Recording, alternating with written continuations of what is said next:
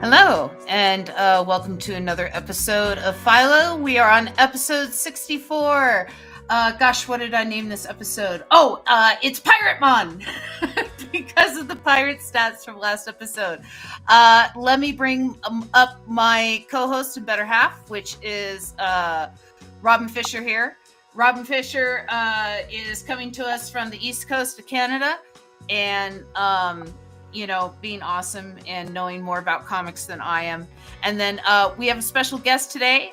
This is Dean Haspiel, also from the East Coast, but of New York. And he is a New York comic artist and playwright, and has worked with amazing legends, and is a legend of himself. And Come on now. Cut it out. Cut it out with that. Tell me more. Tell me more about that. Like the fox is pretty awesome, and then that was and then I last time I talked to you, you were working on COVID Cop, and I myself, one of my favorites is right here, which is The Quitter, which you did with Harvey Pekar, and it's close to my heart because it's just a good story. And it's just good writing, and it's very dynamic art. Thank you. And good stuff. So I actually got a little bit of crap for that, because a lot of the people who drew Harvey Pekar stories, they didn't really go nuts on the page like I would sometimes try to with my superhero work, right? So it was weird because I added a little bit more of not a superhero quality to the story, but I made it dynamic. Scene, I would try to draw a little more dynamic, right? So thank you. And so some people are like, well, he's clearly not really a Harvey Pekar artist because he likes Jack Kirby. There's no parameter to me that makes a Pekar artist. I think as long as you love Harvey and he likes your work and wants you to illustrate one of his stories, that's it. You're a Pekar artist. Because one of the things that we have to say about your work is that you don't hide who you are. Like, you immediately get exactly the vibe, what's going to happen, the whole, thing that is you is very apparent on the page. So to sit there and say you're not a Pekar artist is kind of offensive. That's really, really kind of you, Robin. And I often said that some of the success of a Pekar story or sometimes relied on the artist because he was okay with basically you drawing his head talking, right? Because he drew stick figures, right? And he never really gave a lot of direction to any of the art. So for me, as the artist, interpreting his stories and adapting his script into comics form, I would really read throughout the dialogue and see what else could I be drawing to what he's saying, or amplifying what he's saying, or maybe creating a gesture, or cutting away to something else. The other thing too is you were doing a story about his younger years, and he was full of ton of piss and vinegar during that time. He wasn't the laid back, chill dude that we know him as. You know what I mean? Wait. Okay, Harvey Pekar, laid back and chill dude.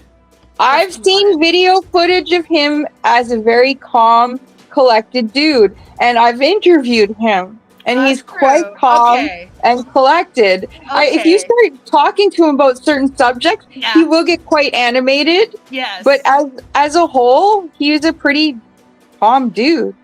Well, he was a true Mitch. The guy was a really good-hearted. Although there was a caricature of him that was the grumpy, mean,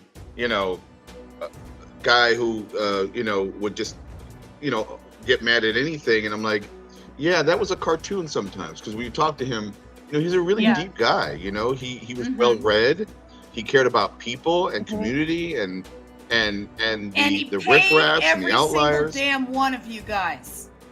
And I'm sorry, but just as a person who wants to put out books out there, right? There's so many people who are like, oh, I have this idea. Here, let me get an artist to draw my idea for me. And then they they poop out on that idea, or they disappear, or something like that with the pages, and the artist is left with like all this time lost, and Harvey paid every single damn one of you guys, and so we have some comments. But I paid him back. But I'll tell you this, my quick little story, and then we can move on to pirates and whatnot as well, and then talk about other things I've done. But I did maybe a few pages of comics for him. And this was after me trying to get work with him for years, and I kept thinking, oh, he hates me. He must think I suck. And eventually he gave me a phone call, and there's a whole funny story to that I won't get into right now. But I did draw like a few short stories. And at that time, I was an assistant to a film producer named Ted Hope, who was a co-partner on a production company called Good Machine. And I knew he liked comic books. And I suggested to him, I said, you know Harvey Picar, you should maybe do an American Splendor movie. And he went, I would love to do that. How do I get in contact? And I made the contact. Little by small, that eventually became the movie. And as a thank you, Picar wanted to give me something more substantial to draw. And so I brought him over to DC Comics because I had done some stuff there. And I knew an editor that was just starting there. And he was a big Picar fan. And we were able to sell The Quitter and do The Quitter. And then I brought American Splendor, the series, from Dark Horse over to Vertigo. Better paying. And we did two exactly. And we did 2 5-issue miniseries. And I know that I did him and his family a solid with helping out with the movie happen, bringing him to DC Comics with better pay and more exposure. Definitely way more exposure. I remember when that happened, I didn't realize that you had such a heavy hand in it. That must feel really good, because even just reading his comics, he laments quite often that he's not reaching as many people as he feels he should.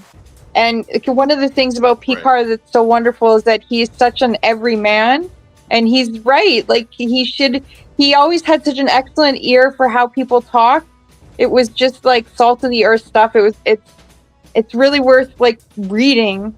So I understood how he felt. It's funny you say that particular thing that you just said about having an ear. So when he passed away, one of the things I was asked to do is there was a magazine called Entertainment Weekly, and they wanted to do like an obituary comic, and they asked me to write and draw something about Harvey. And so I did this little piece about his life, in a few panels. It's really hard to do, so you have to do a quick overview. But what I wanted to share was what he gave me. And what he gave me was be able to listen and hear people talking naturally, and actually listening to people and actually seeing, what they do and observing, because, you're always the center of action in your own story, right? But sometimes there are things happening around you, and that's just as important, obviously, because of how it can impact your life in some way, whether big or small. So I that was a gift back to me. Yeah, he was a pretty amazing guy. That's awesome. Awesome. I'm glad that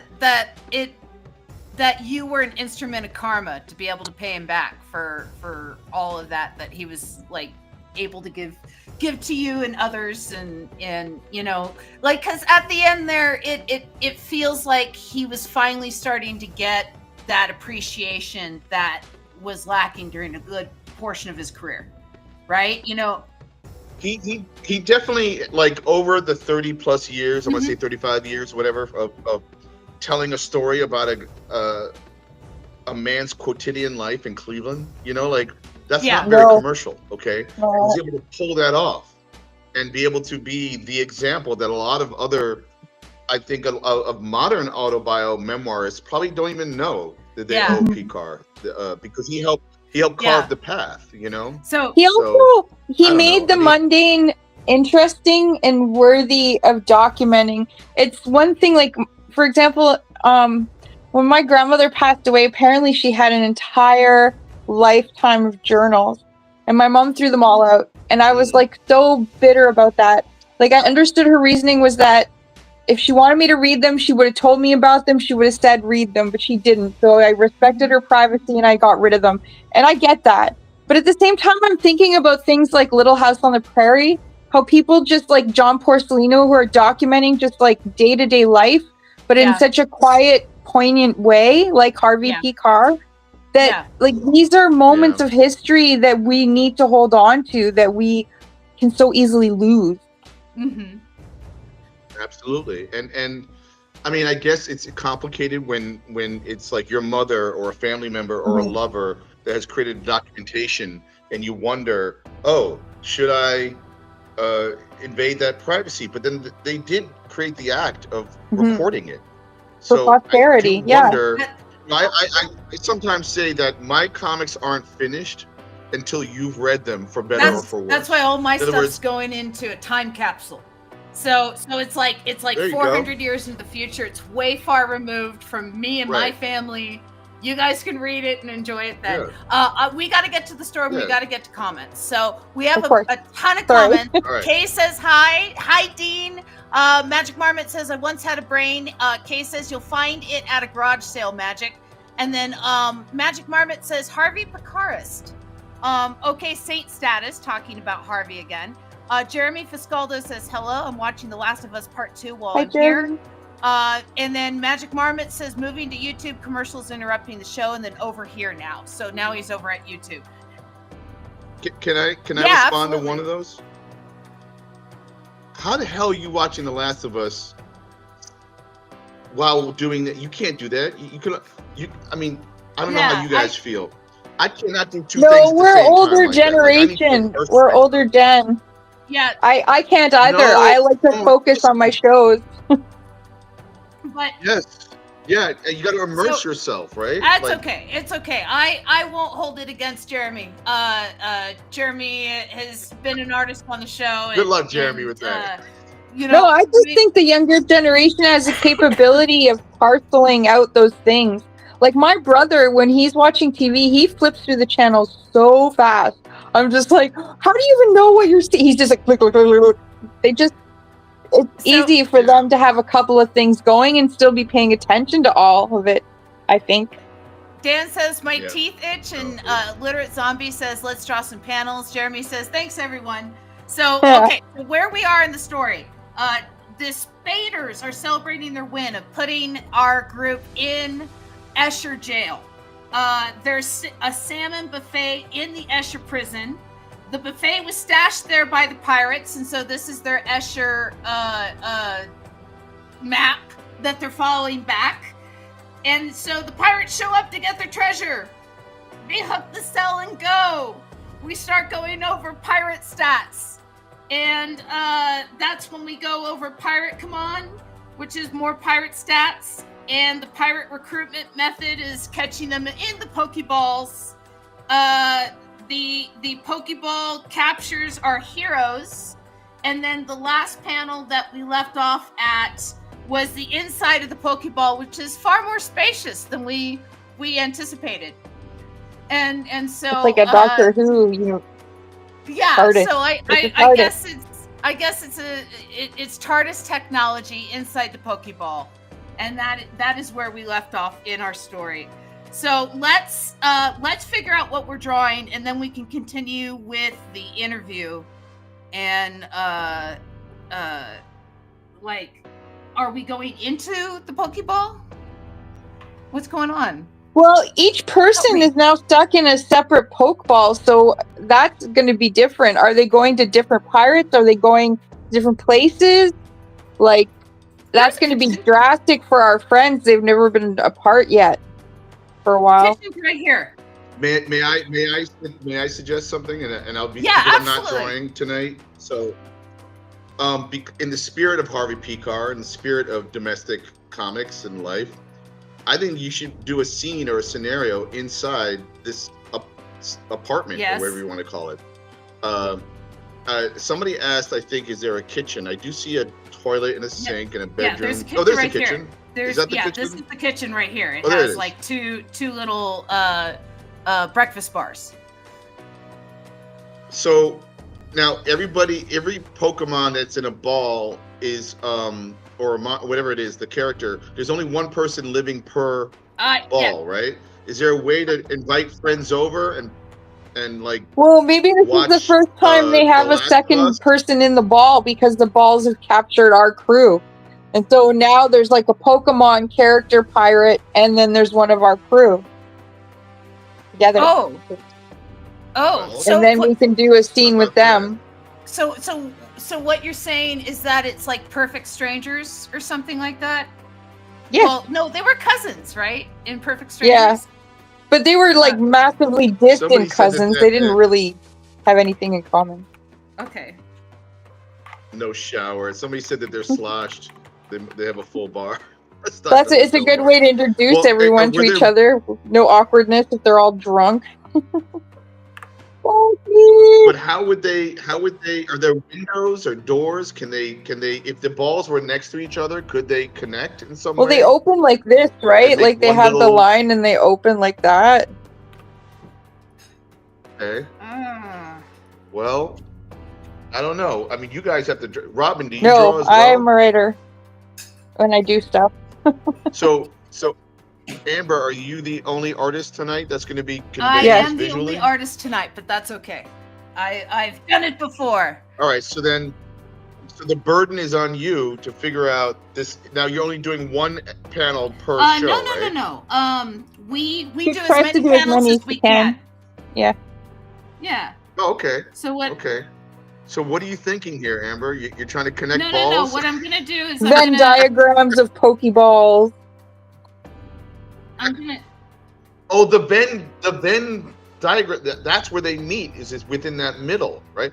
How many balls are there? 6? Well, there's 4 of our characters, right? Mushroom, Dog, Andre, and Armand. And Philo. There's 4, right?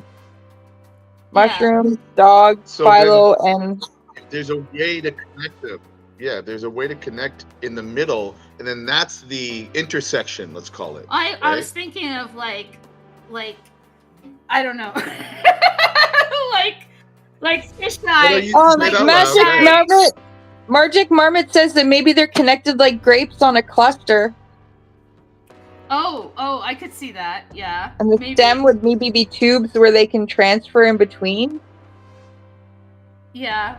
Let's see.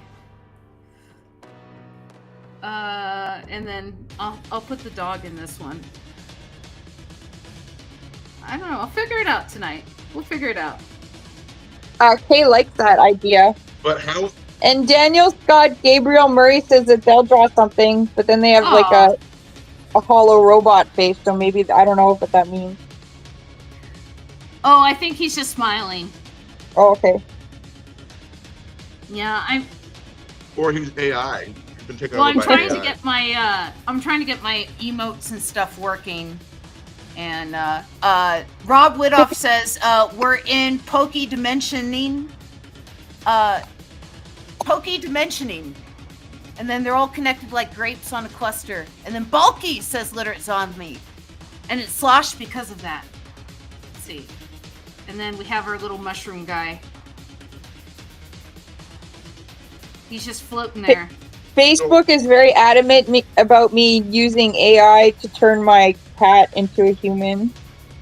That's the What? latest AI. That's the latest AI stuff I've been like pummeled with. I don't accept any of it, Oh, but boy. it's like it's weird. It comes in like phases. So that's what they want me to do right now. They're showing me all these ads for turning your cat into a because I'm- human or your dog into a human. Why would I want to do that? It's just an image. Yeah, it would just be a flat image. So can I talk about one of my Absolutely. comics We'd love you're that. drawing We'd love that. that will relate to? So I did this comic called The Red Hook X Dean Yeah. Haspiel, okay?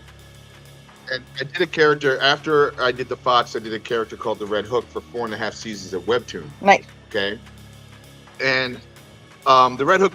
My studio right now is in Red Hook, Brooklyn, and this character lives in Red Hook, and he's a reluctant superhero, whatever, blah blah blah. But you saw American Splendor, the movie, right, Yeah. Robin and Amber? Now, I'm not. I don't know if the people watching saw the movie, but there's a really interesting thing that happens. Paul Giamatti is playing Harvey Picar, and Judah Freelander is playing Toby Radloff, and I forget Hope somebody is playing. I think it's Mhm. Davis. Joyce, right? Isn't it Hope Davis? And at one point, Mm. Hope Davis is playing Joyce Brabner. At one point in the movie, there is an intersection where they yell "cut," and then the actors kind of relax themselves, and you're in a room with Harvey, Joyce, Toby, the real people with the actors, and there's like a crossover kind of thing. And I remember that blew my mind at the time, like what is going on? And part of it, I think, was acknowledging the fact that so many artists interpreted Harvey Picar in their lives, and the people that he, that also actors were now doing it, right? So with that in mind, I wanted to tell what I call a meta mem noir. Nice, a mem noir. Basically noir, it's meta. And I wanted to tell a story where a version of myself is actually at the bar that the Red Hook works at, and gets to meet his creation without ever acknowledging it. And the creation gets to meet his creator without ever acknowledging it. And there's a whole story that happens. And so there's like this weird little crossover, and I actually drew it like, a black and white, kind of comic. It's got little superhero tropes in it, but it's also guys sitting at a bar, drinking, cool. And talking. And there's a whole scenario in here. And there's actually even a memoir moment where my character, it's like a speculative memoir. It's like, what would happen if? And that's what I wrote and drew here. And then I actually tell a real story that happened to me in a subway. And so it does become actual memoir, and it's a lot of crazy stuff, So this was a lot of fun to produce, and I've done 4 Kickstarters right now, and hopefully doing a 5th one in a few months. What's your favorite thing to draw? I'll be right back. My favorite character in the Marvel Universe is the Thing from the Fantastic Four, and I think I like drawing romanticized tragic monsters. I don't know why that is, but I love Frankenstein is one of my favorite characters of all time. Misunderstood misfits. That's what I like to draw. Maybe I feel like I'm like that myself, but I also grew up when I was younger and fell in love with comics. Comics weren't as cool as they are considered, today, because, they got more serious, or because of people like Harvey Picar, or they started to make more of an impact through Watchmen and Dark Knight and Daredevil and, the genre stuff. But, I just see there's a question here. Has Dean seen Creature Commandos? I have seen the James Gunn cartoon Creature Commandos. Yes, I have. I liked it pretty much, and that definitely is about misfits and monsters. And I actually wanted to do a Creature Commandos with co-creator J.M. DeMatteis, who's a writer in comics, and he co-created the Commandos. And I've always wanted to do some form of that. And in fact, I have over here in this 2-man anthology Keyhole that I did with Josh Schoenfeld. This was the 25th anniversary issue. I did a 10-page silent story that was originally published in Heavy Metal. Nice. Called Frankenstein Unrequited, that features the bride. My gosh, that's so cool. And she basically, thank you. And she basically, there's the werewolf, and there's Phantom of the Opera. He's like dangling over the edge there with his mask falling, dead. And there's werewolf with a bazooka. As there should be. And he basically, as there should be. As there should be. And I tell this story where she is kicking ass in this silent story. And I actually had written a script, but I abandoned it because I just loved what the images did. They made the creature from the Black Lagoon. Nice. And you're trying to find out, why is she going through this castle? She's fighting, with the werewolf, and she's got a gun, and like, I kind of based her on a movie called Miss 45. That was kind of a crazy kind of 70s movie. She fights the mummy and beats him with his own arm. One of my favorite things in life that I'm surrounded by right now is Monster High. It's like an action figure series of like the daughters of monsters. It's like for girls, but the reason why I initially got into it is because one of the character designers was this Canadian comic book artist, Glenn Hansen. And so to me, initially, it was like, oh my God, I'm getting like Glenn Hansen action figures. But yeah, there's like the daughter of zombies. There's the daughter of a mummy. There's the daughter of the creature from the Black Lagoon. There's like the daughter of Dracula, and it's like all fashion, and they're all like cute and stuff.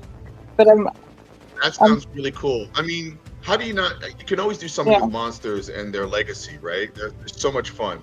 I don't know if I can show you this next thing because I don't know what you can show on Twitch or YouTube. Is it too sexy? It's not sexy. It's just a little bit of nudity. Like I had my channel banned for nipples.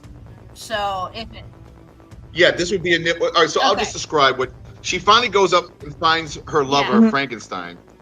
But my Frankenstein is laying on a table fully nude, and he's about 3/4 or 2/3 male, and another third or a quarter female, and he's naked. So, and to me, that's because of all the different body parts and all the different things that have happened to this guy. You know, it's not quote sexy or whatever. Although there's nothing wrong with that. Yeah.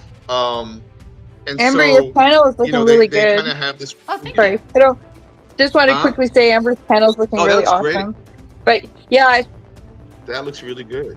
That's an interesting idea that Frankenstein is both genders, because he's just a bunch of parts. He's got kind of and then Dracula shows up and he starts messing with them, and then the Invisible Man. So all the big monsters come through, and then I end it in a really interesting way. Basically, what happened is that she was able to kill Dracula with a stake, that through his heart.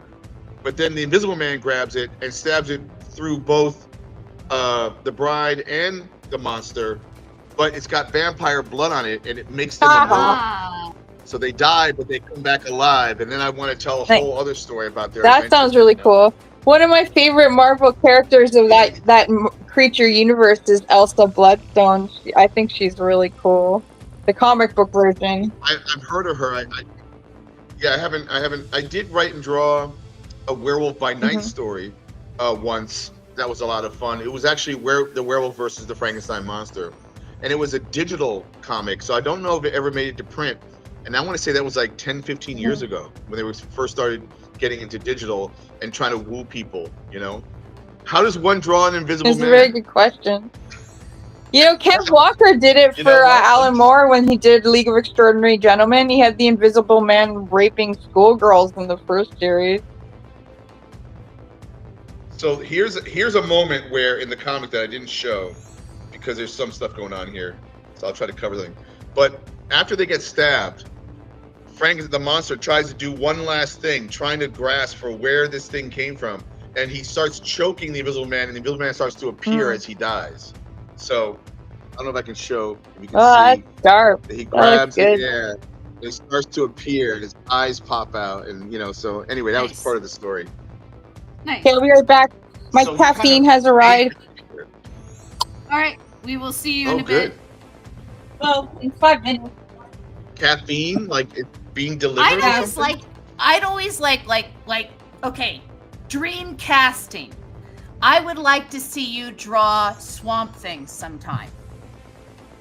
I think that would be a fun book to see your Stark style with, because everybody who's drawn Swamp Thing, tends to have like very scratchy, very crosshatchy styles. Over-rendered. I'm not going to say over-rendered, but Bernie Wrightson, he set the standard, and everybody has kind of tried to stay in that mood. And I feel like I want to see a Swamp Thing story with like just like slaps of black for. Have you seen the John Toddleben stuff? His stuff is pretty. It's more abstract than the average comic. Yeah. Well, there's so many different artists I've done. I remember one time I was trying to pitch a Swamp Thing story, and I never got farther than who Solomon Grundy is, and well, I had that Solomon Grundy somehow impregnated Swamp Thing's leg, and that's the only idea that came. I had no idea where I was going to go with it or how that was even working, and how did that even happen, and what was that going to yield? But I just thought right out the gate, Let's just get Yeah. weird, And what can That we do whole with it? comic is weird though. Like it's weird. Yeah. Oh, It's a great Yeah. comic though. I'm not dissing it at all. So can Well, I I ask mean- Yeah. some questions about like your life? Like what, for example, you went to LaGuardia, which is like the Fame High School, which is kind of exciting to me because I was like this kid in Canada and I used to watch that show when I was young. And just the whole idea that you could go to a school that was just art oriented was so foreign and amazing to me. And now it's commonplace. Like it's so commonplace, but Oh, it's every school. I mean, school. I think most schools probably teach Mhm. comics, and in their gym class or something. But so what I did is I grew up in the Upper West Side of Manhattan. I'm a native New Yorker. I was born in New York Hospital, and at some point early on, both my parents and teachers recognized that I had a gift for drawing. So, they leaned in that way. And then at age 12, I declared to myself that I was going to become a comic book artist someday. So I became otherwise unemployable because that was the dream. But then how do you do that, right? And I have stories of like that I could talk about how like in my senior year at LaGuardia High School, I became an assistant to Bill yes, on New Sienkiewicz Mutants. on New Mutants and Electro That's Espressi. amazing. And it was incredible. I mean, like I was going from an art school to my real school, which was making comics with cartoonists, and then Howard Chaykin on American Flag, and then Walt Simonson on Thor. And that was a crazy year, 1985, my senior year. But in terms of the Fame School, I went to, it was called Music and Art for many, many years, and it was in Harlem on 135th Street and Convent Avenue.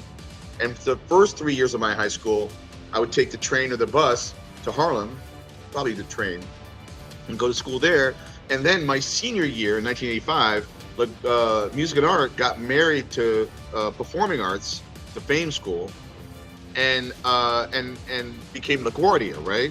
So I always thought that I was the first graduating class of LaGuardia, but technically you had to have done 4 years. So it was the fourth, the class started as freshmen there and made it to senior was the first technically honorable whatever, which is ridiculous. Who cares? But I think the TV show was more based on the performing arts version of the Fame School, So because I don't remember the show showing a lot of artists. You're right. It's like it was mostly dancers. This is dancing and music Dancers, and acting and people who feel it in their soul. We got some comments that we need to go back to, which is, right. Let's see. Yes, I want to see crossovers of The Thing from the Fantastic Four mixed with John Carpenter's The Thing. Oh, it's funny. I drew a Thing pinup, John Carpenter's Thing. I did for a book. That was a lot of fun. And in fact, what I originally pitched to the project was I wanted to have Swamp Thing fighting Man-Thing, fighting the Thing from the Fantastic Four, fighting John Carpenter's all Thing. the things together. And one pinup. Thing off. It was all the things. Yes. It was a Thing off.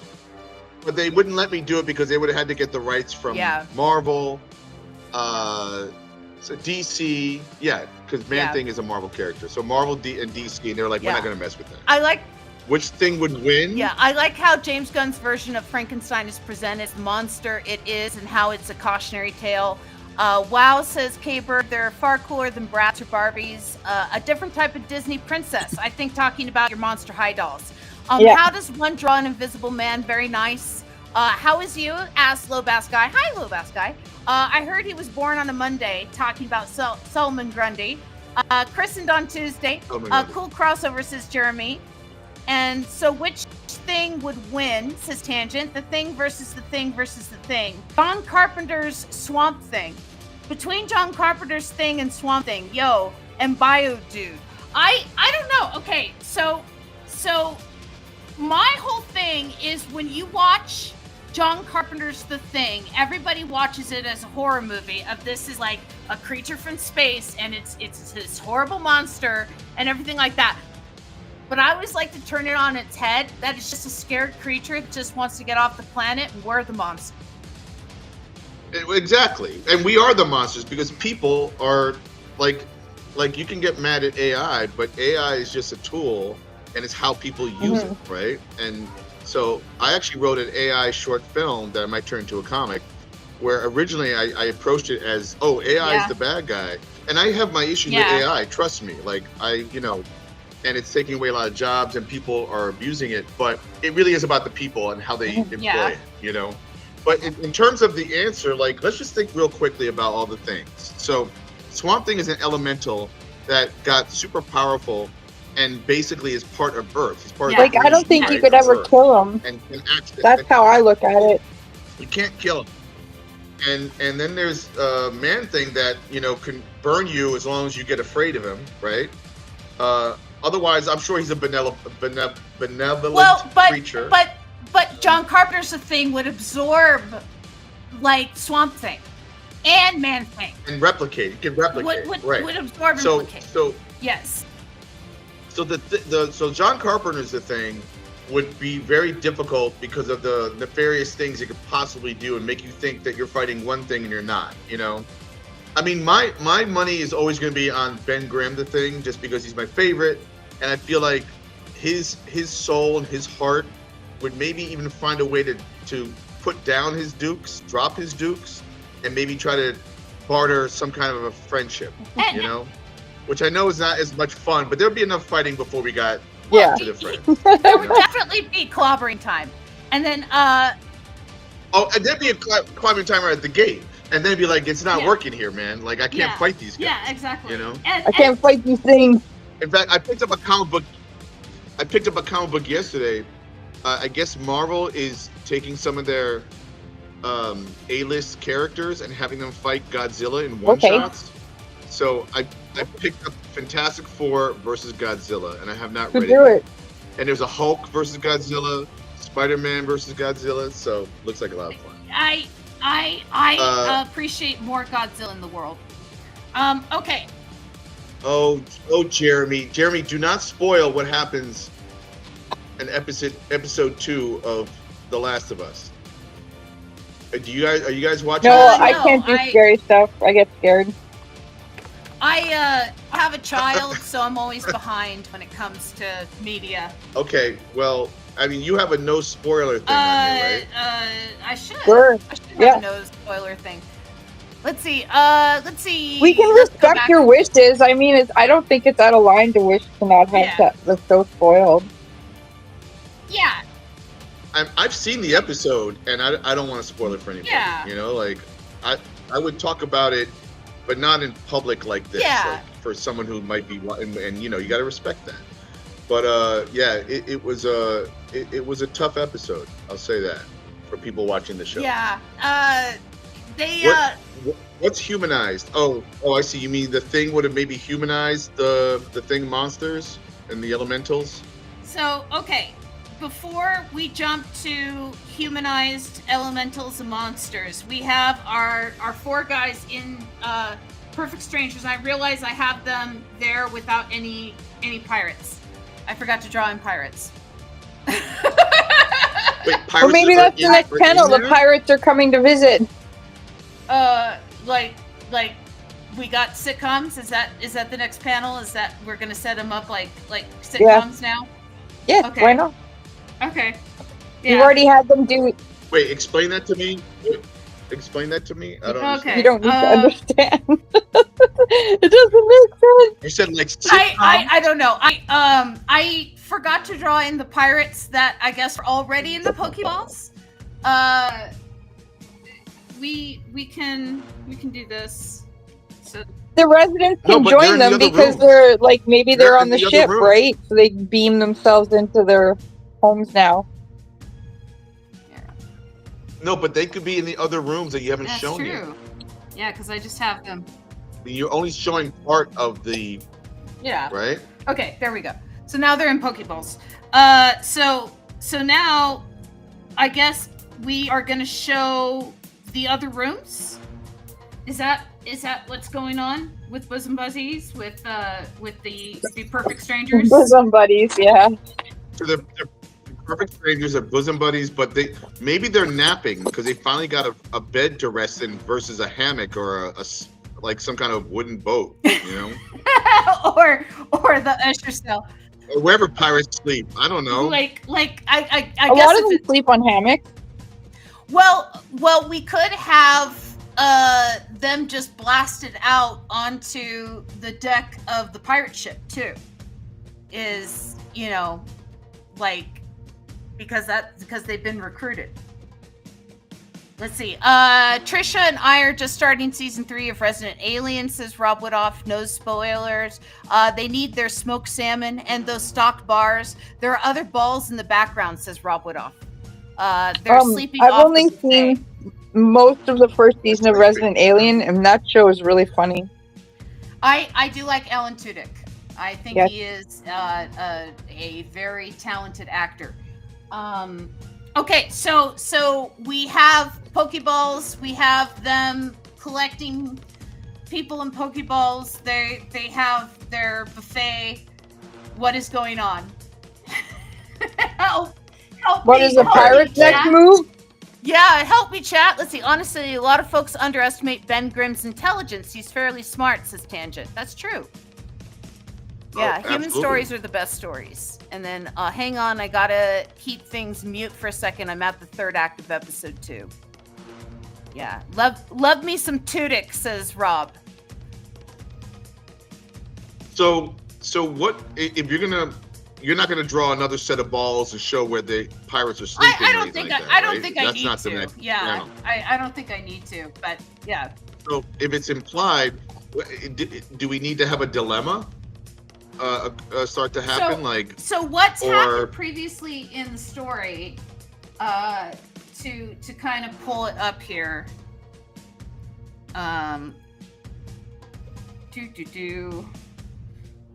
What's The happened dilemma is they've got to escape at some point. Yeah, so the whole story so far is they are on a space cruise, relaxing after the last story, and these buffet pirates show up and they steal the buffet on the space cruise. So our crew is like, hey, we don't want you to do that. And so they sneak aboard the buffet pirate ship, and they pretend to be pirates. And the buffet pirates have the Swedish chef as their captain, but they get a cease and desist order from Disney for having the Swedish chef as their captain, which distracts the pirates long enough for our crew to be able to grab the buffet and take it with them, steal the Disney lawyer's ship, and run away from the pirates. And so they go through an asteroid field where there was sirens, like space sirens, that use like anglerfish powers to kind of attract the crew to want to get out of the ship. One of them accidentally hits ludicrous speed. The Disney fleet cannot use ludicrous speed. They don't have licensing for it. Our crew ends up at a Buc-ee's where there's like a monolith Stargate on the inside of the Buc-ee's. So they go through the monolith Stargate because our little mushroom guy knows how to operate it, which takes them to an Usher land. A rogues gallery and a National Honor Society show up, as well as a squad of James Spaders. So we end up having Spader court in session. Philo is on trial for crimes against unreality. They ask him where he wasn't on March 10th. Yes. Where he wasn't. So Ultron from the Marvel movies, because played by James Spader, was their defense lawyer, lays out the defenses, and the jury of Spaders confer and find him guilty. So they send him to Escher jail. And then that's when they win. But there's a salmon buffet in the Escher cell. The pirates come back. They hook it, and then we're going over the stats and how they capture their pirates. And so that's Wow. the whole story where we are. That- Yeah, That's a lot. It's a lot to absorb. That's a lot. How would you how many panels does it go? Can you wrap it up? Can this be the end of this story, or does it go forever? No. We wrap it up when it kind of comes to conclusion. This is the third story we're doing. So it's- And so yeah, like the first one kind of came to a conclusion, so I wrapped it up. The second one kind of came to a conclusion, so I wrapped it up. This one feels like it might yeah, it's heading that direction. It feels like we're kind of in Act 2. And I feel like we're 3/4 of the way done. Yeah. So okay. I'm We're not trying to figure out an ending not right now. Yeah, Okay. we're still trying to bring the elements together. I think, but yes. So for an epic climax. They're caught in a Pokeball, and it's very roomy in the Pokeballs. And I guess there's other pirates in the Pokeballs, but I forgot to draw them because I was listening to you guys talk. And then let's see. Well, that's why I think maybe this next panel might need to contrast and show what's going on with it, or maybe one pirate is. Do they have a way of communicating to each other? Didn't we could touch base with the captain of the ship and what he wants to do? Well, does he even know that, like, they caught him? Like, well, then is it a rogue faction on the ship that caught him? Is it like the English Navy, where they basically would just grab you and say, you're a member of the English Navy now? Mm-hmm. You know, and like they would sink your ship, and you're a member of the English Navy. And to that end, I think the captain knows that they're there, if that's what they're doing. Okay, so we have swabbing the deck, and they meet a pirate that's vegan and won't eat fish, says Rob Woodoff. Yeah, well, I guess we could check him in with that. We like if he has Pirate-Mon, maybe like he's trying to collect them all. So then show the captain in his quarters with a giant Pokemon map, and he's like crossing out all the ones he's caught, and then he's seeing what he's caught now, which is our crew, and he's like, wait a minute, they're not on my map. Well, wait a second. What if the crew is brought to the captain? Yeah. So we can move the story forward. But I think we should have the big Pokemon checklist on the wall, like like when they have the big maps. Yeah. Only this guy's got like the big Pokemon checklist. Okay. Pirate Pokemon checklist. Let's see. So, what would we say? He's our crew is brought forward to the captain. Let's see. I'll just say, bring them to me. There. Bring them to me. Yar. I should add a yar. Or bring me them. Yes. Okay. I don't know if yar's probably adding too much. Let's see. Okay. So what we can do is we can have the captain here, and he's got his map, right? And he's in his quarters with Philo, the dog, Armand, and the little shroom. Right there. Brought to him. And I guess what would his reaction be, right? Like, he would be upset if they're not on his list? I think he's confused. Like, how did I get these people? Like, where did they come from? But, yeah, because he wouldn't know that they're the ones that stole his buffet, would he? Well, is he a Cthulhu or something? Or an octopus? There is... So all of the different pirates look different. And there's this one pirate that one of the other artist drew that I'm kind of making the captain. And so, Oh, yeah. okay. So Now, would he know that they're called Yeah. Pokeballs, right? And they're small like marbles or little balls. Well, in your they're hand, right? they're, He they're doesn't- about the size of a baseball. but he wouldn't. yeah. But he wouldn't necessarily know that there's anybody in those. I think right? he knows that his pirates sleep in there. Oh, that his pirates sleep in there, but he doesn't know that there are extra passengers in there or extra people in there. He wouldn't know that. But we were just talking Right. about how they're like the British Navy and they're taking people. So the captain would know. He would Oh. know. But Okay. Well, But- Somehow he knows. the Okay. Pokeballs these guys do are from a have different dimension, so they're not going to be like, when you play Pokemon Go, you don't know what you're going to run into, but they're all part of the Pokemon universe. Whereas our crew just Mhm. came through Stargate and they're not part of their universe.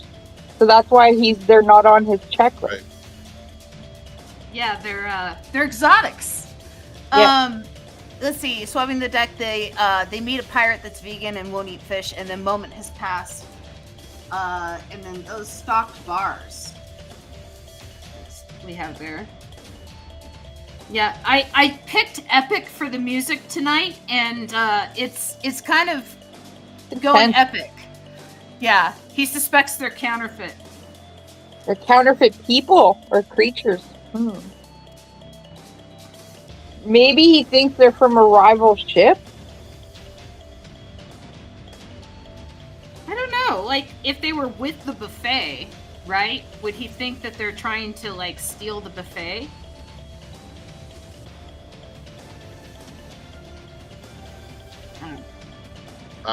There's so much stuff going on. It's hard for me. I know. That's why a lot of it's just like throwing spaghetti at the wall and seeing what sticks.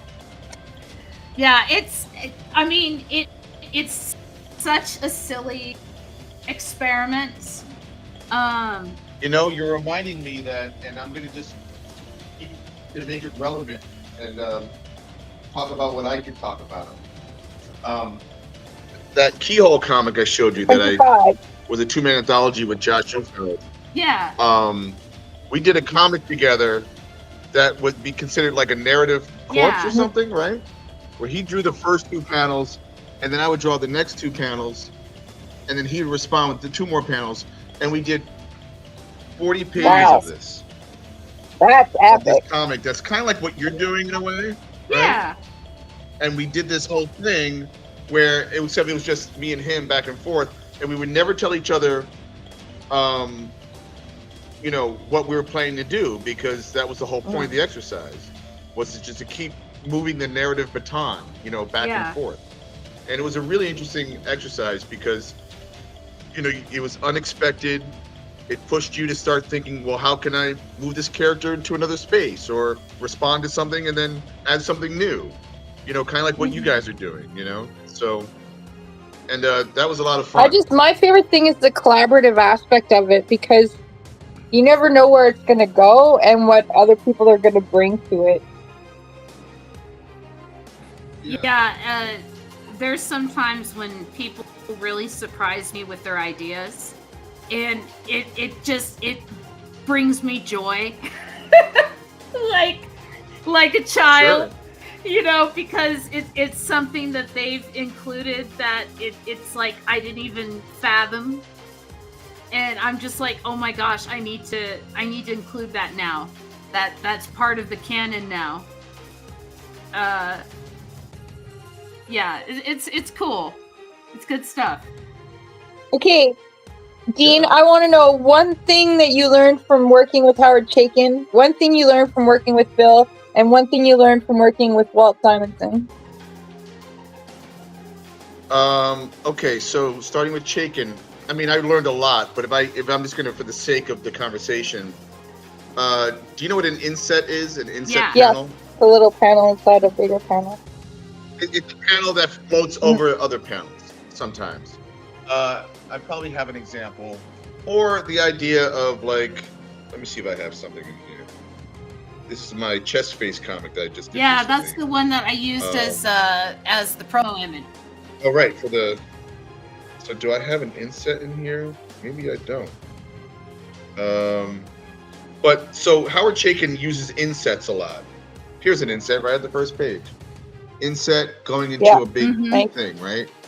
Love the color on that. And then there are like insets at the bottom of the same thing. So the idea is it kind of is a panel that looks like it's floating over other panels or other space. And I never really used that as a narrative choice, to create some kind of visual pacing. And he did that a lot in American Flag, and he's done it all his career. And it just made me think about time and like what an inset is supposed to mean. Sometimes it's supposed to you could be telling a big story on the page, but you could be hiding something in an inset. Like someone's hand could be behind their back, and then you see what's in their hand. Or it's a close-up of someone's eyes, creating reacting to something with a gesture. Or maybe it's happening off camera. You know what soap opera acting is? You know how when you have, I'm standing here, and then someone's behind me, but they're also facing the camera? The person over here will say, "Did you see Charlie today?" And you'll see my eyes, and I'm clearly lying. I'm going, "No, I did not." But the audience knows that I'm lying, kind of a thing. So I feel like insets also do that. So that's something I learned from Howard Chaykin. Bill Sienkiewicz, I remember when he was painting Electra Assassin, and I looked over at him, and I was like, "What's he doing?" He had paused. He was looking all around his art table, and I remember him looking at a tea bag that he had wrapped up, and was just sitting next to like the counter, and I saw him pick up the tea bag. And he started dabbing like the face of like Electra or something, and I'm like, what the hell's going on? And he just used whatever was around him to create art. And it just blew my mind because I was so strict, like pencil, eraser, ruler, ink, pen, brush. And he was just like using a tea bag, to draw something. And I was like, that's amazing. And then with Walt Simonson, he uses a term called structure. He'll be like, "This is my structure drawing." And for a long time, I was like, "You mean just like a quick layout drawing, like a figure? Like, what do you mean structure? Like a thumbnail?" But what he's actually saying is like, it may look really loose and ridiculous, but if you follow, the bones of the drawing are there within the jazz. And when you go to ink it, is where you lift out the drawing comes out of that. And that's why a lot of his art looks really loose yet powerful and grounded. He also draws scale in a way that I've never seen. When I say scale, you can have a page with 6 panels on it, and you can have close-ups and medium shots and far shots, and then you can have a shot that's like a panel this big, and it's an army marching over a mountain with horses, and they're just little little drawings, little scratches with indications of what that's a horse, that's a person with a sword. There's a line that indicates a mountaintop. And the fact that there was such a shorthand to that, and the way he could convey that, because if you told me to draw that, I'd be freaking out and trying to do all this accurate stuff. And it's not about accuracy. It's about finding that shorthand, that calligraphy in your own art. Speed. So Magic Marmot wanted to know, in the comic that you did keynote where you did 2 panels and Josh did 2 panels, he wanted to know, did you have a shared environment with Josh, a structure with some rules? Like, for example, you can't destroy the character? Oh, good question. I do believe we had some rules. I don't think we were ever going to kill the character, because then the story would end. And we didn't, spoiler, we didn't kill the character when we ended it.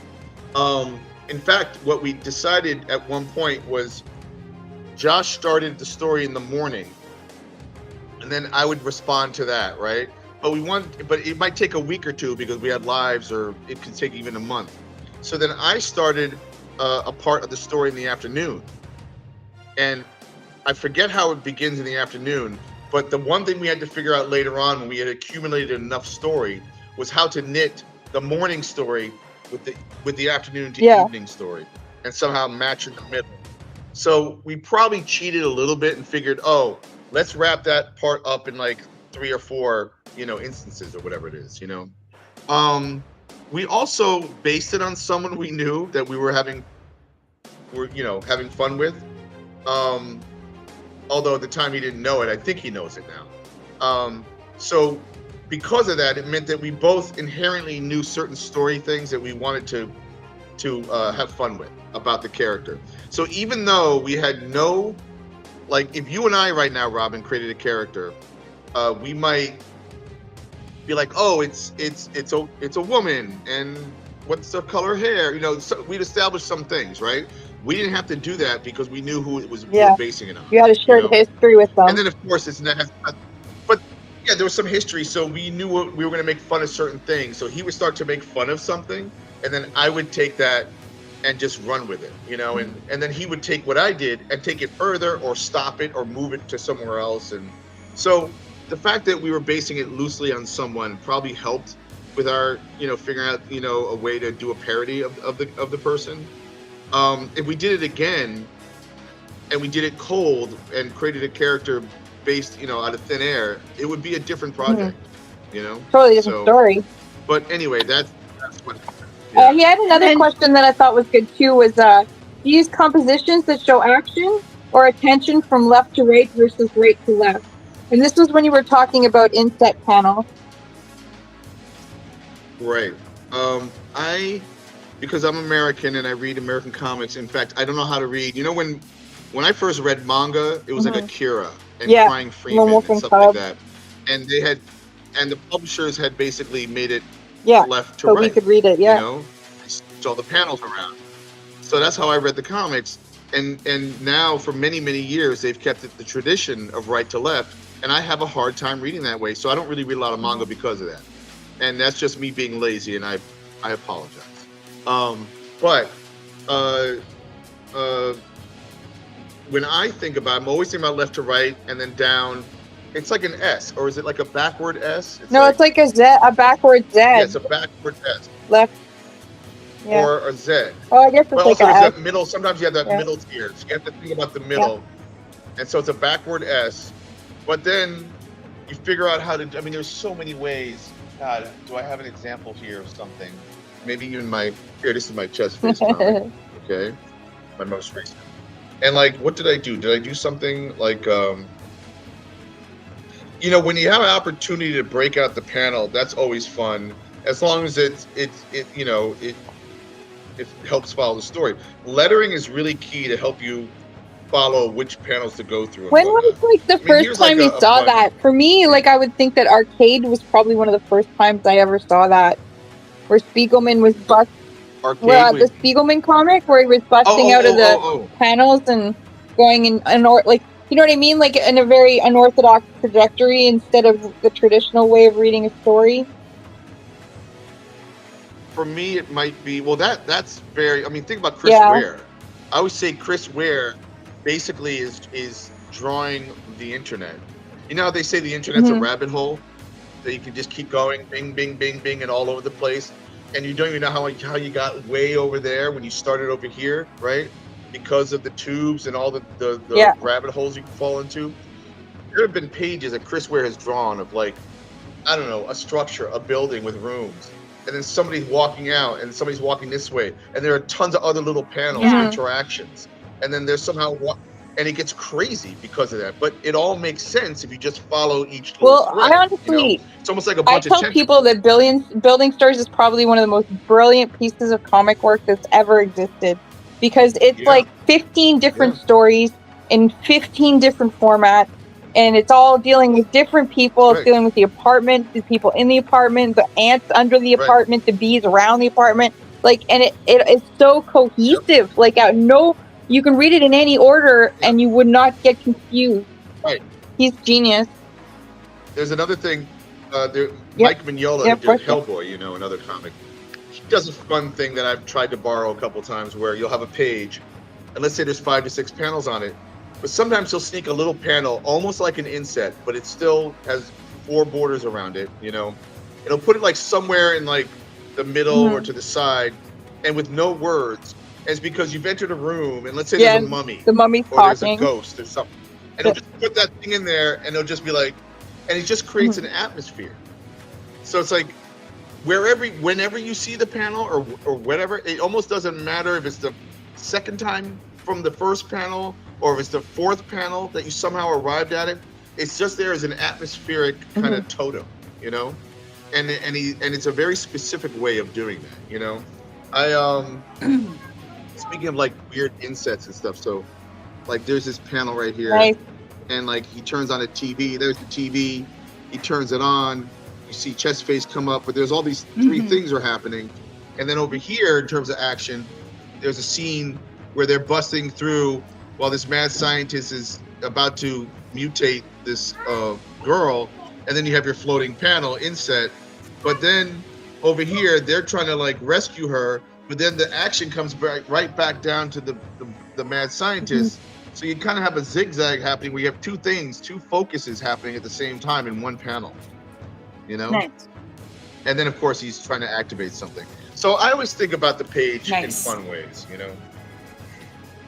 All right. So what happens after they are brought in front of the captain? And the captain is befuddled. So they being the characters inside the balls, right? Yeah. Is that what you mean? They've been taken out of the balls, and now they're in the captain's quarters because the captain is collecting polka pirates, and these guys are not in his glossary, his deck. These guys aren't in his deck, so he's confused. Yeah, so I have him in the captain's quarters right now. Magic Marmot has another question for Dean, just so you know, but I won't read it because we gotta come with a story.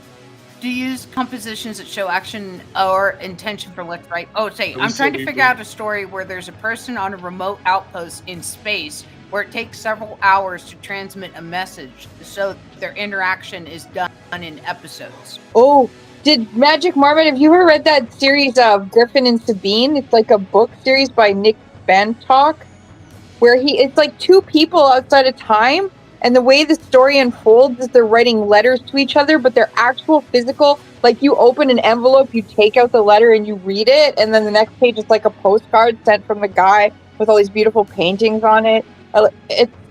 That's one way. But I don't understand the last part of the question. So their interaction is done in episodes, meaning episodes of chapters of That's the what I story? took it Or what's the word? Maybe. But, you know, I saw a play by a playwright named Scott Sickles, who's actually one of the main writers on General Hospital, the soap opera. And the play is done in two different spaces, very far, geographically far away from each other, and it's done through letters. There's a love affair that happens between two men that are in very different climates of the world, and I don't mean weather, all that weather too, but like political climates. So it's almost kind of like a Romeo and Juliet between two men, and they start to fall in love through letters, even though they've never met. And at some point, the letters are discovered by the bad government versus the not so bad government. And it takes a few letters to find out that the other guy got killed. So it starts to become like a heartbreaking tragedy type thing. But I'd have to know a little bit more about your narrative to help you advise. But I think Robin had a good idea too. So with panel 3 with our story, what happens after our guys are brought before the captain? Well, to me, the captain is either going to embrace them, even though he's confused by them, or he's going to, I don't know, like not arrest them, but you know what I mean? He's going to be negative towards them. So which option are we going to choose? Are they going to sit down? Are they all going to sit down to a buffet? Exactly. Are they going to buffet, or is he going to throw them in chains? Literate Zombie says they must fight to the death! Walking many planks. Many planks. Eating contest to the death! Well, you have mentioned a buffet a lot, and I think an eating contest to the death. A good idea, yes. But maybe not so much to the death. Not necessarily to the death, Because but doesn't the what's the captain want contest? them on his what are crew? they Isn't that the whole point of capturing them in the pokeballs, is to get more crew? So I don't think he'd make them eat to their death, but maybe he would make them eat until they're too full as like a hazing ritual to join the ship's crew. So, You know what I mean? So, An eating contest as a hazing ritual. haze them with food. Haze them. Haze them with buffet food. There we go. They must out-eat the captain, says literally zombie. To prove Must themselves, they must out-eat the captain, not eat out the captain. Well, if they eat out the captain, it's a whole different show. Yeah, exactly. Yeah. We were talking about that beforehand. Oh, Captain, my Captain. Let's see. Haze them with buffet food. We don't need more censorship. Yeah. So we'll put Philo here in the front. And we'll put a little napkin around his neck. Oh, is this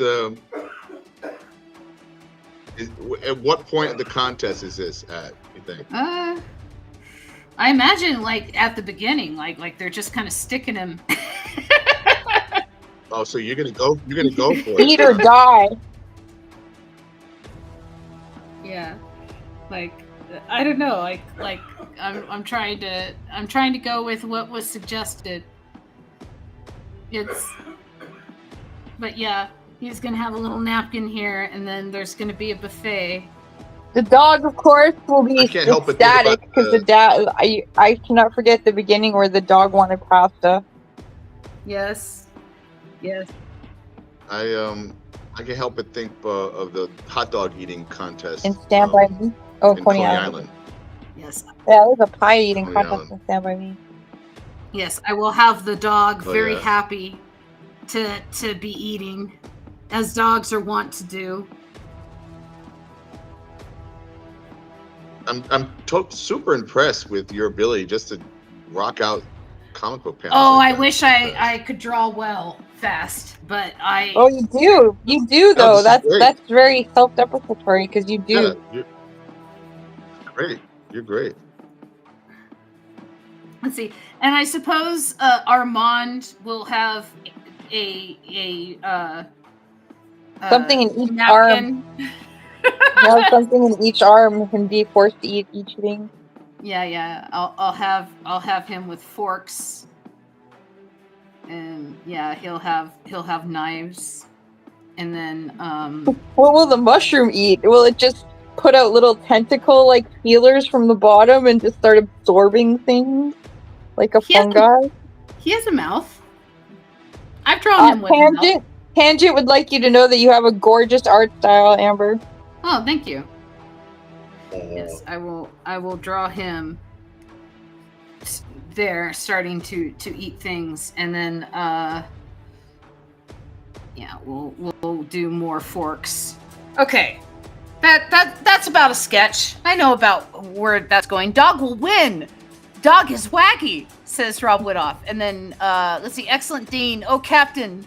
And then yes, that's lesbian space pirates, says Tangent. I want to make a movie that's primarily told in vertical format that are like a status report in a Zoom meeting that someone recorded earlier. Interesting idea. Yeah, you just do, man. My studio mate, Whitney Matheson, wrote a film that we haven't shot yet that would be a Zoom actually interview, like two people talking at the same time with a static, image. So the whole narrative has to happen in that space. Think about theater. Theater, well, you can do stuff with lighting and you can just spotlight a corner or whatever. But at the end of the day, it's people standing or sitting or laying down in the same environment. Space. I did a play in. So I was trying to figure out how to. I was just saying, I did a play in high school. I didn't write it or anything. I was just in it, where it was like four sisters, and it revolved around telephone conversations. So we were just in our own little set, just talking on the phone. but like a whole story unfolded Yeah. from that. Absolutely. And after a while, you can, as long as you allow yourself to immerse, you can start to like Dope. not see it anymore as structure, but like get inside the story through the acting, the voice, the gestures, even the lighting and everything. I mean, there's so many things you can do, right? With limited space. I sometimes will write you know how the blank page has an unlimited budget because you can do anything with a blank page? But you can't edit a blank page. Sometimes you can't edit a blank page. Wait, no, is that a rule? Well, okay. What are you talking about? So it's like in writing, right? An idea's in your head. It's kind of like perfect and not perfect at the same time because the amorphous is always changing, that kind of thing.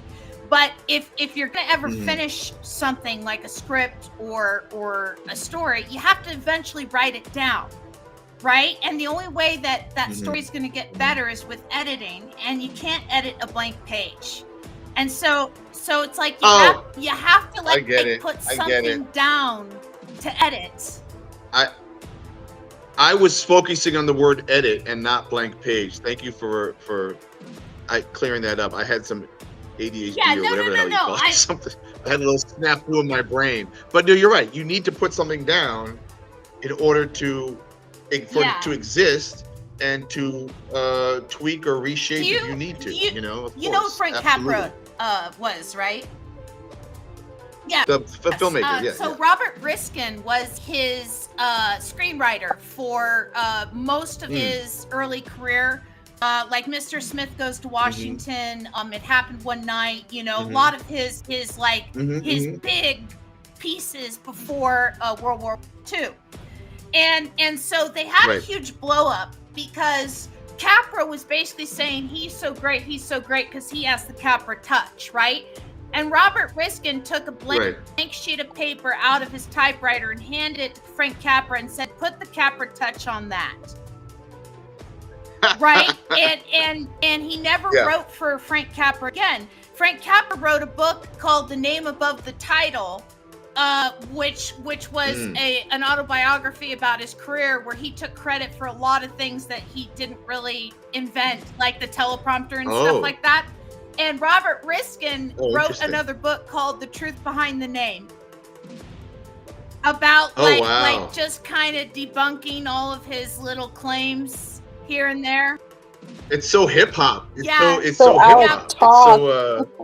But this is Alex both, but also Kendrick Lamar and Drake. What's his name? Exactly. And so it's I just find that story very interesting because Capra's the bigger name, and everyone still remembers him, and they talk about It's a Wonderful Life as like one of his greatest movies ever. But when that movie first came out, it bombed.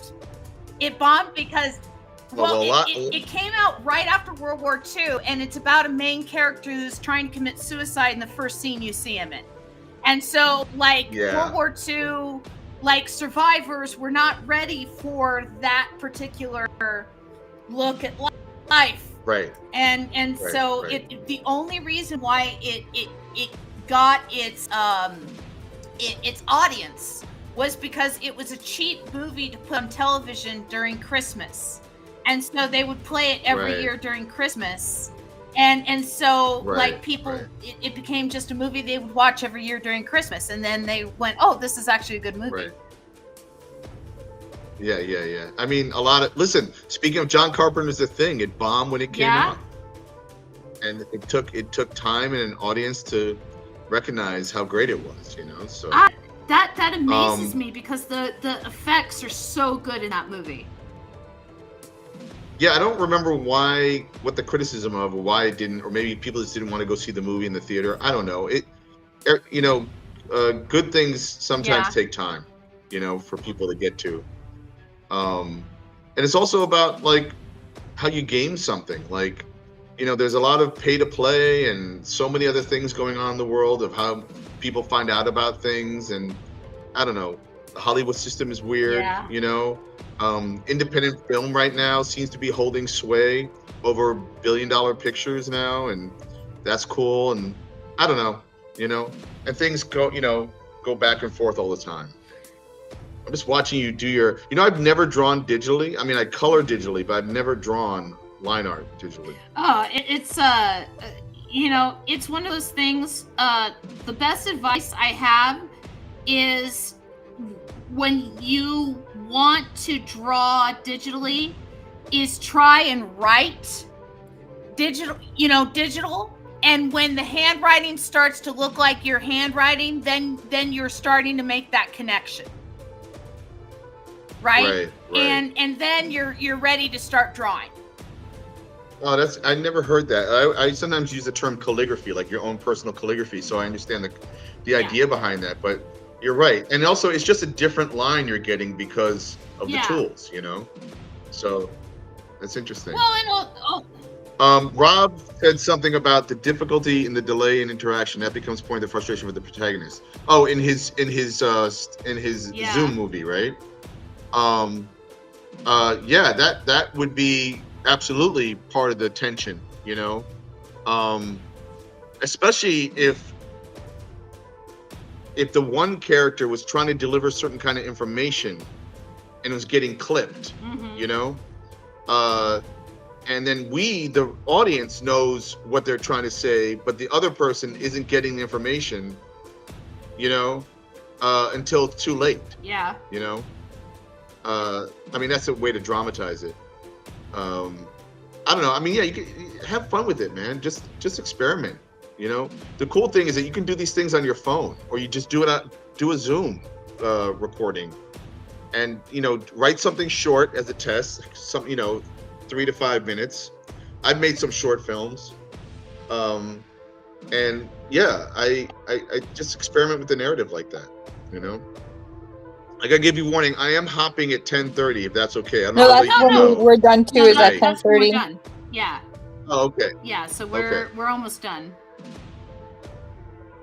I was pan. Oh, it was. He's talking about the thing.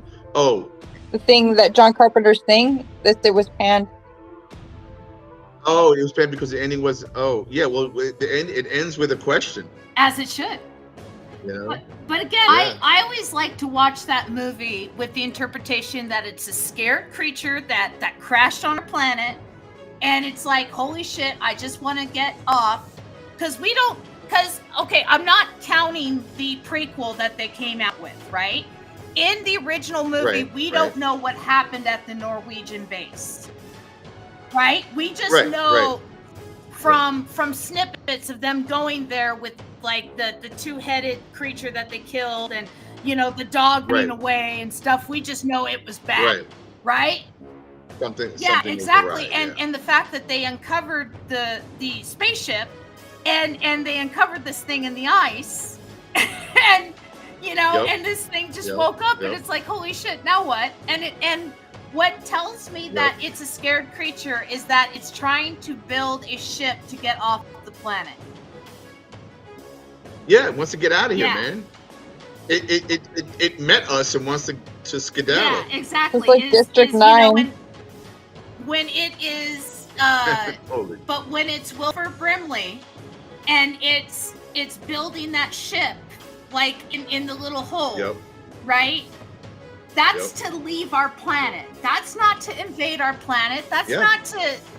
They're trying to get out. Like, to me, that's like I'm trying to leave me the fuck alone, right? And it's just trying everything in its power to survive. And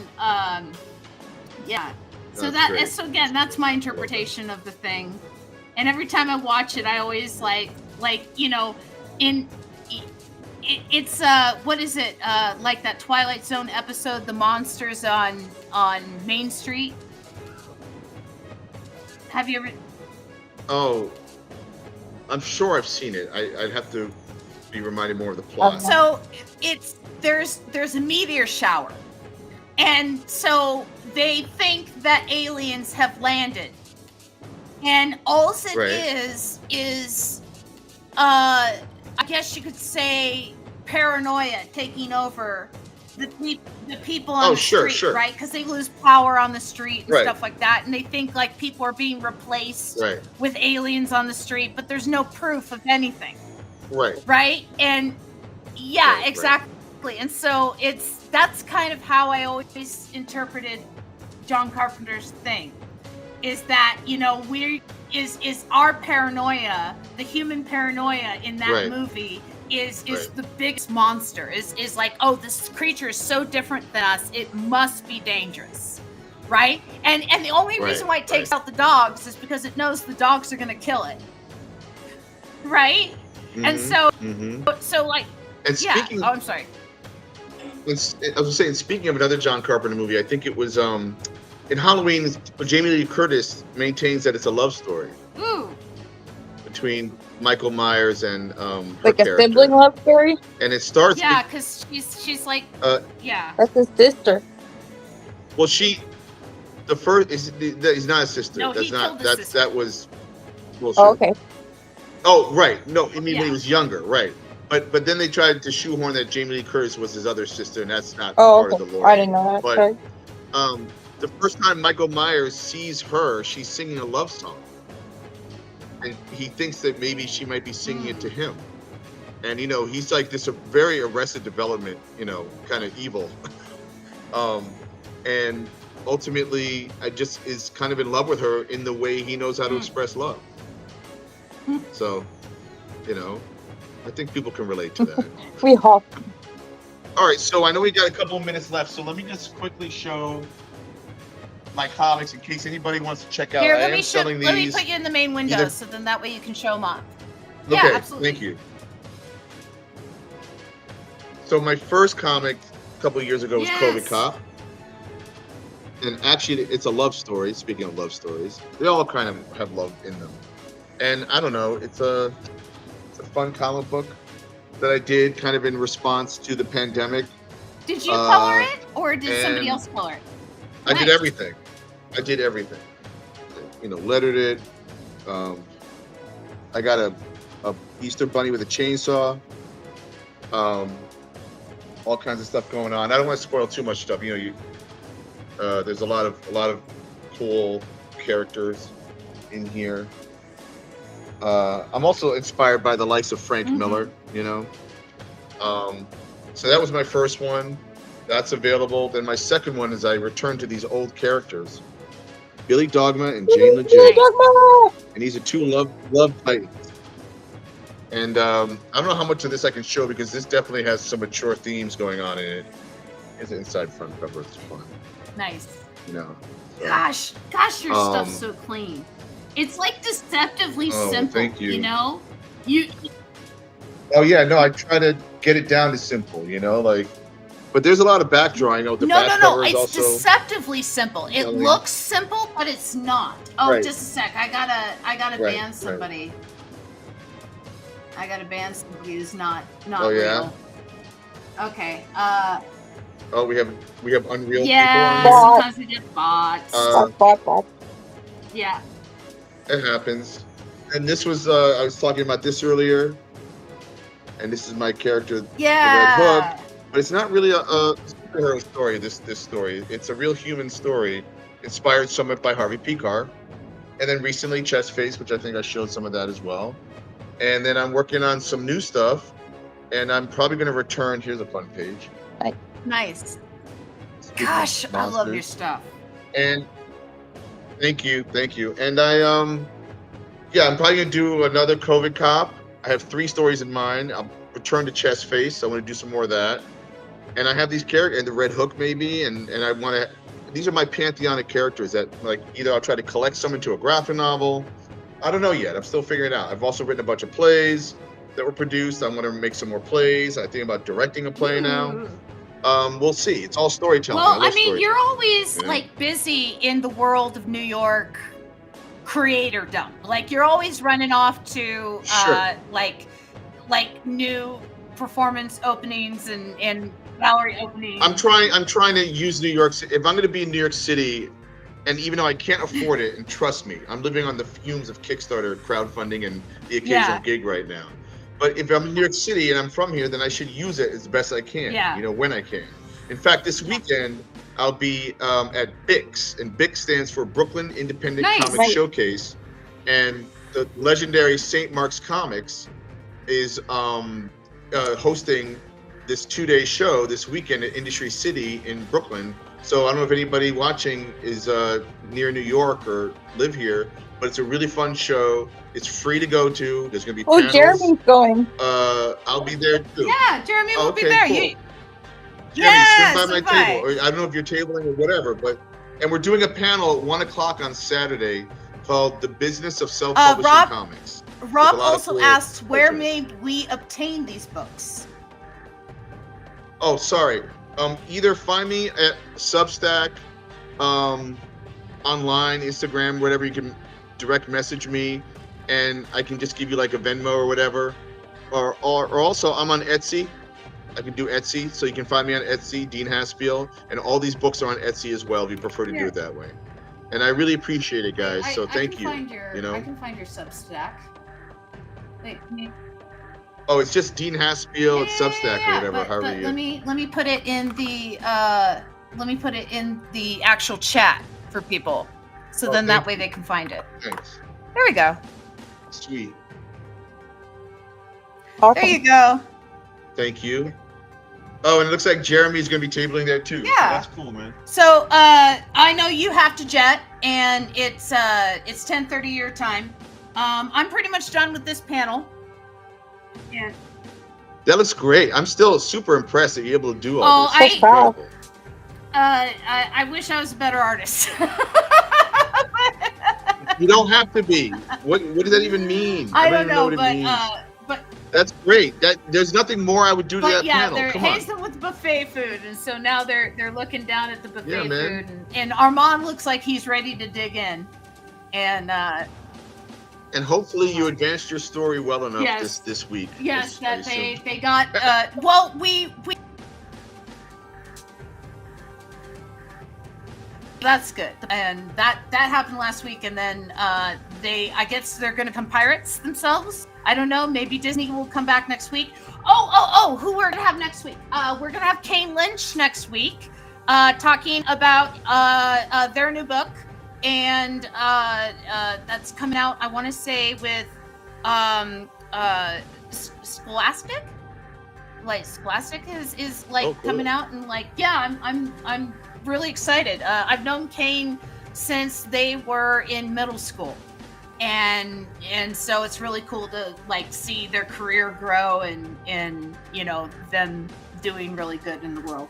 So Absolutely. Dean, thank you That's so much cool. for being on the show and joining us, Thank you. and talking comics and talking COVID Cop and Swamp Thing and and you know, like randomness and pirates. And you know, like New York and randomness as well. You're always welcome on the show, and I hope to Thank see you you. again. I'm gonna close that window, and let me close my art window.